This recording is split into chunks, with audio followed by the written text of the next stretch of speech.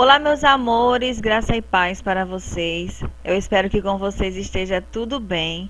Comigo também está bem, graças a Deus. E no vídeo de hoje eu estou trazendo a receitinha da minha massa amanteigada e eu espero que vocês gostem, tá certo? Então, no bowl da batedeira, eu adicionei 240 gramas de margarina. Essa margarina eu costumo usar ela em temperatura gelada, tá bom? Em seguida, eu vou adicionar 5 ovos inteiros. Essa misturinha eu estou batendo na batedeira, mas se você preferir, também pode bater na mão. Também dá o mesmo resultado, tá certo? Enquanto isso, eu já coloquei o meu forno para pré-aquecer a 180 graus, tá certo? Então, fui adicionando ovos. Agora eu vou utilizar 250 gramas de açúcar. Estou utilizando o açúcar cristal, mas se você quiser utilizar o refinado, também pode. Então, eu levo essa misturinha para a batedeira. Vou batendo em velocidade média por 5 minutos, até que fique um creme bem clarinho.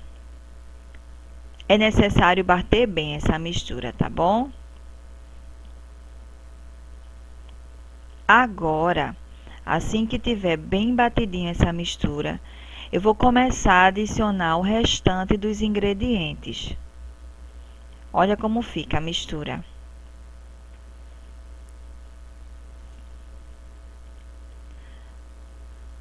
Separei 500 gramas de farinha de trigo sem fermento e vou peneirando. Vou peneirando e misturando delicadamente. Em seguida, eu vou começando a intercalar o trigo com 250 ml de leite. Então, eu coloco um pouco de trigo, coloco um pouco de leite, tá certo? Em temperatura ambiente e vou intercalando até finalizar todo o trigo. É necessário mexer essa misturinha bem delicadamente, tá bom? Para que a gente não perca o ar da massa. Se eu quiser fazer essa massa de chocolate, eu vou adicionar 50 gramas de chocolate em pó. Fica a seu critério. Ou você usa o 32%, ou 50%, ou 100%. Fica a seu gosto, tá bom? Então, vou adicionando o trigo. Em seguida, adicionei algumas gotinhas de essência de baunilha e adicionei também o fermento em pó. Misturei bem e levei para a forma. Essa massa me rendeu uma forma de aro 22 por 10. Então, levei para o forno, deixei assando por 40 minutos. Vai depender muito do seu forno. E ficou assim. Esse é o resultado da massa.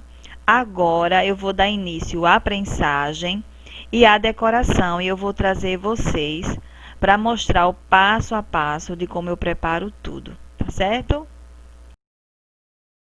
Com recheio de leite ninho com morango.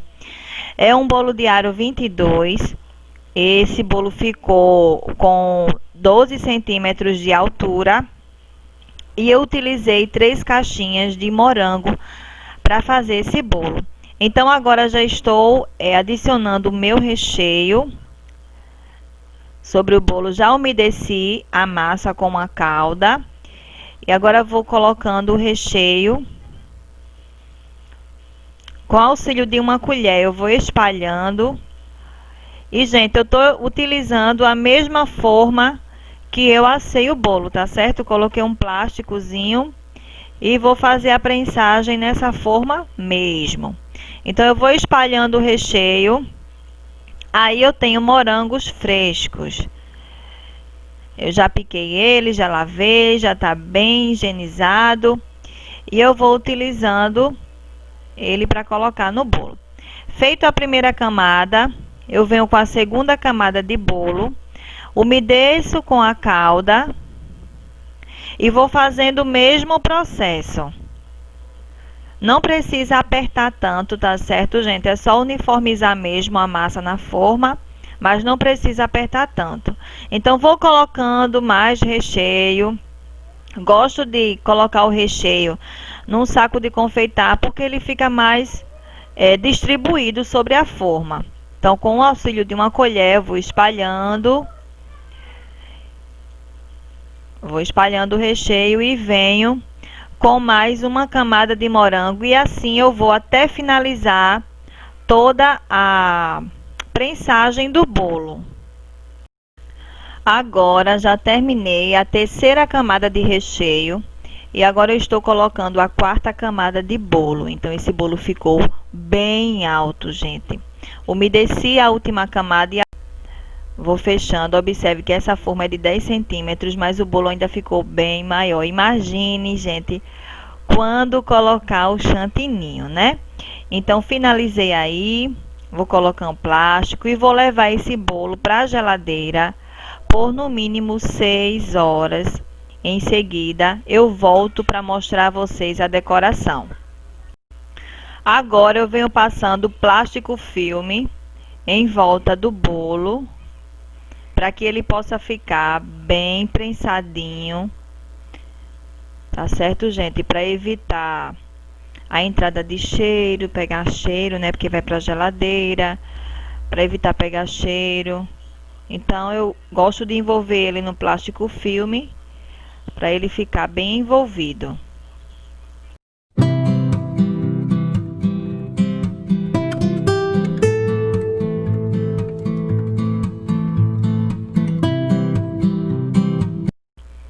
Então agora eu vou dar início à blindagem desse bolo.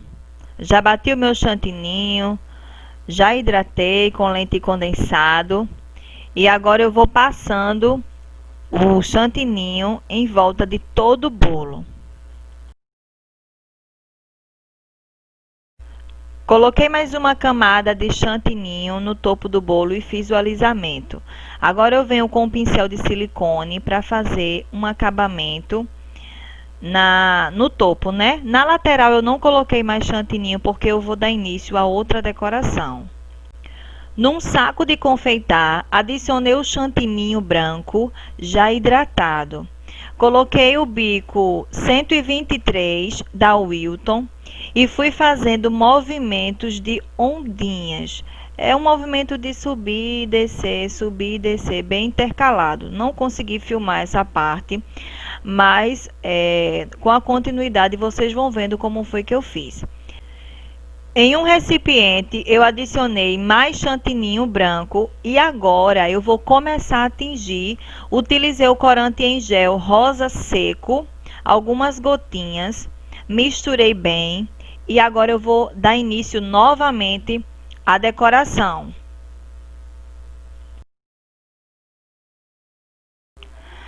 Adicionei o meu chantininho tingido com corante rosa seco. Coloquei ele num saco de confeitar e adicionei o bico 123 da Wilton. É um bico pétala, um pouquinho curvado.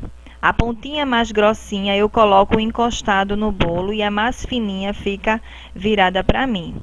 Então aí tá o encontro da camada. Esse bolo vai ser em degradê.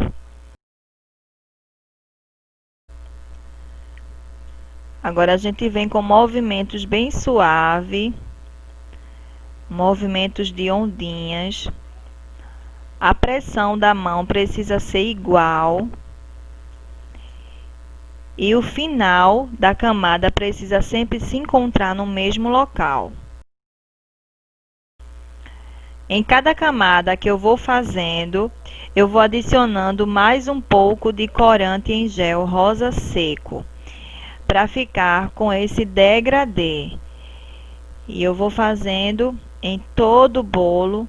No final, o movimento já não é mais de ondinha, já é um movimento reto para fazer o acabamento. Para finalizar esse bolo, eu adicionei bolinhas de chocobol em volta de todo o bolo. Adicionei glitter cristal na bombinha com um pouquinho de álcool de cereais e borrifei sobre todo o bolo. E também eu fiz umas rosetas de chantininho. Adicionei umas bolinhas de chocobol por cima também E esse foi o resultado do bolo e eu espero que vocês tenham gostado.